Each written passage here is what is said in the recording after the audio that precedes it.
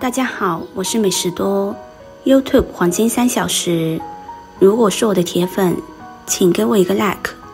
第一次看我的视频，请您静悄悄地给我一个 like。湿疹是皮肤方面的一种疾病，急性湿疹会导致皮肤上出现丘疱疹，而慢性湿疹主要表现为皮肤增厚。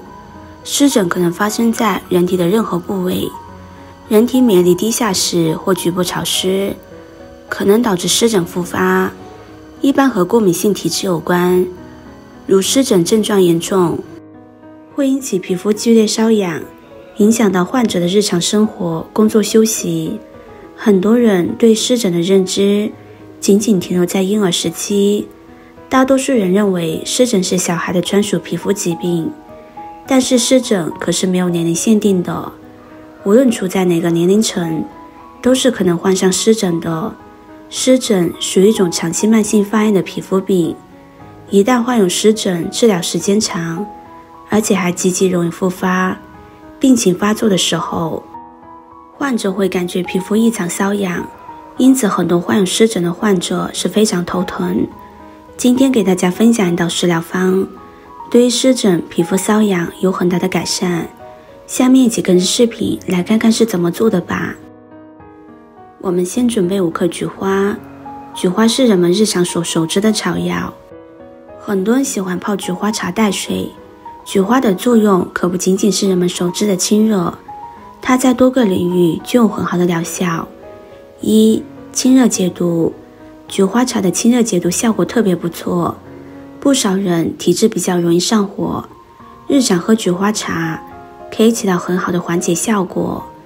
患有口腔溃疡、喉咙发炎的人群，可以通过喝菊花茶来起到不错的缓解效果。菊花清热解毒的功效，对于缓解湿疹也有很好的效果。2. 缓解视疲劳，菊花茶对我们的眼睛而言也有不错的保养效果，因为菊花茶内含有的维 A 很丰富，这个物质对我们的眼睛是很有益处的。每天坚持喝菊花茶，眼睛疲劳的现象可以得到不错的缓解作用。除此之外，如果早起之后有出现眼睛浮肿的现象，可以用菊花茶擦拭眼部，可以起到很好的消肿效果。3.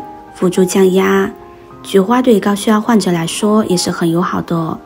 菊花茶内的黄酮类物质在进入我们的身体之后，可以起到较好的扩张血管作用，对于本身血压比较高的人群来说，这是个很不错的饮品。4. 美容养颜，菊花内含有的氨基酸、黄酮类物质、维生素以及多种的微量元素，这些物质在进入体内之后，可以帮助清除多余的自由基，并且可以帮助补充身体所需的养分，可以有效的缓解衰老，起到抗氧化的作用。再准备5克蒲公英。蒲公英是一种常见的草本植物，被广泛认为具有药用价值和保健功效。很多朋友应该都认识蒲公英，因为它是我们童年时代的小伞兵，细长的花茎上拖着一个毛绒圆球，吹一下可以带着梦想飞到很远，是一种带着浓浓童话风采的植物。它是一种药食同源的植物，不仅可以入药，新鲜的蒲公英还可以炒着吃，做汤喝，蘸酱生吃，也可以晒干做蒲公英茶喝。蒲公英中的有效成分能够刺激肝脏产生胆汁，增加胆汁的排泄量，从而促进肠道的蠕动，加速大便的排泄。同时蒲公英还具有利尿作用，有助于排除多余的水分和毒素。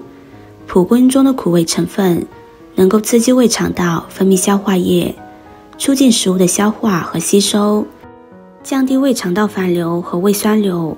此外，蒲公英还可以改善食欲不振、胃胀等症状。蒲公英含有丰富的维生素 C、类黄酮和多种抗氧化物质，有抗炎、解毒、降血糖、降血脂等作用，可以增强免疫力，预防感冒、过敏等疾病。蒲公英中的黄酮类物质、维生素 C 等具有抗氧化功能，可以清除自由基，抑制细胞老化，预防心血管疾病、癌症等慢性疾病的发生。现在把洗干净的菊花和蒲公英倒入锅中，再加入800毫升的清水，开火煮上10分钟。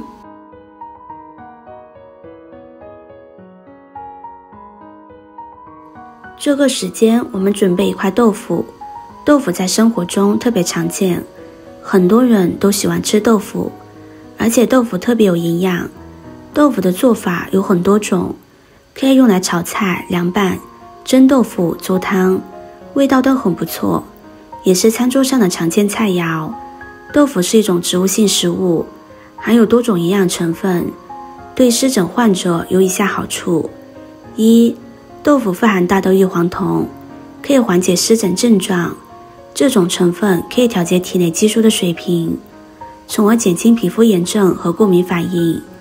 二、豆腐中含有丰富的蛋白质和钙，对皮肤健康有益。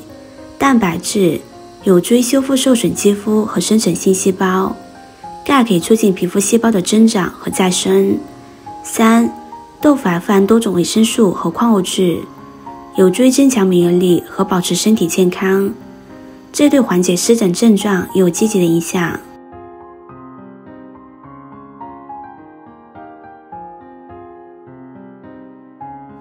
现在锅里面已经煮开了，食材的营养已经融入汤中了，食材就可以捞出来不要了。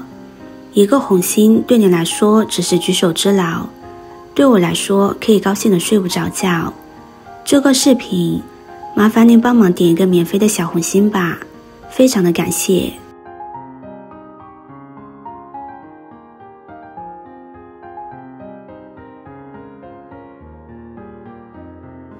全部捞干净之后，我们把豆腐放进去，给它煮上5分钟的时间。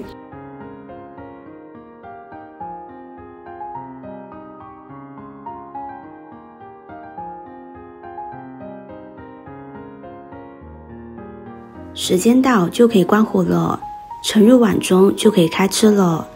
1周吃1次，有清热解毒的功效，对于湿疹、皮肤瘙痒及湿疹的恢复都很有效果。最后提醒大家，这个食疗方只是作为一个参考，如果你的身体实在不舒服，一定要及时的就医，谨遵医嘱。今天的分享就到这里了，视频看到这里了，麻烦各位哥哥姐姐动动小手给我点个赞吧，点击我的头像可以看到更多的养生视频。我们下个视频见啦！